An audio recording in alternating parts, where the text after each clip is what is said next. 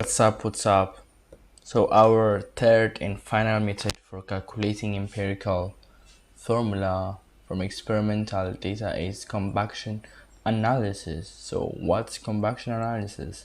So combustion analysis is just burning a sample of a substance in an excess oxygen and then analyzing the products formed. So once the products of the combustion reaction have been collected and weighed, the empirical formula can be determined, and this is mostly done for organic compounds which have carbon, hydrogen and oxygen, and you'll meet this kind of questions a lot in your exam. So let's look at this briefly.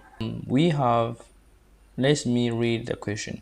A 0.250 gram sample of a compound containing carbon, hydrogen and oxygen undergoes complete combustion to produce 0.366 gram of carbon dioxide and 0.150 gram of water. Determine the empirical formula of the compound. So as always, we need to find the masses of each elements in the compound. That includes oxygen, hydrogen and carbon. We're given the mass of carbon dioxide, which is 0.66. I remember back then I taught you how to find the percentage composition of an element in a compound, but here is not the percentage composition, but for example, for carbon, for mass of carbon, we know the molar mass of carbon to be 12.01, and the relative molecular mass of carbon dioxide is 44.01, so times 0.366. So literally, the molar mass of carbon is 12 out of the 44, so we can find the mass of carbon by using this formula right here. So that will give you 0.0999 gram of carbon. And for hydrogen in water, we'll do the same thing. We have two hydrogens in water, so 1.01 will be multiplied by 2 to give us 2.02 divided by 18.02 times the mass of water, which is 0.150, so that will give you 0.0168 gram. And for the mass of oxygen, you see the final mass was given to us as 0.25 gram.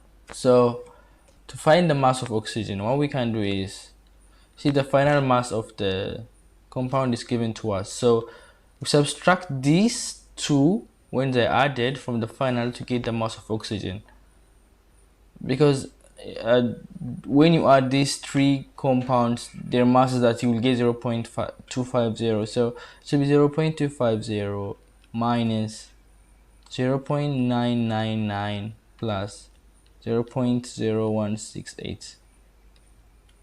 So that will give you the mass of oxygen as 0.133 gram. So the hardest part is done. So now we just need to find the moles of each. The mole of carbon is calculated as 0.99, which is the mass, divided by 12.01. And for the mole of hydrogen, 0.0168 divided by 1.01. And for the mole of oxygen, it is 0.133 divided by 16.00.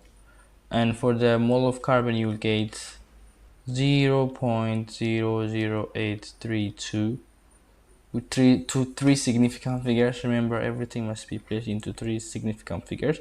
So it will be, for hydrogen it will be 0.0166, and for oxygen it will be 0.00831. So which of them is the smallest from here? It is 0.00831 is the least. So we divide everything by 0.00831, 0.00831, 0.0083, 0.00831. So this will give you 1. Obviously they're the same, it's just the last digit and you round up. And for this one you would get 2, and for this one you get 1. So what you'll find in the end is CH2O.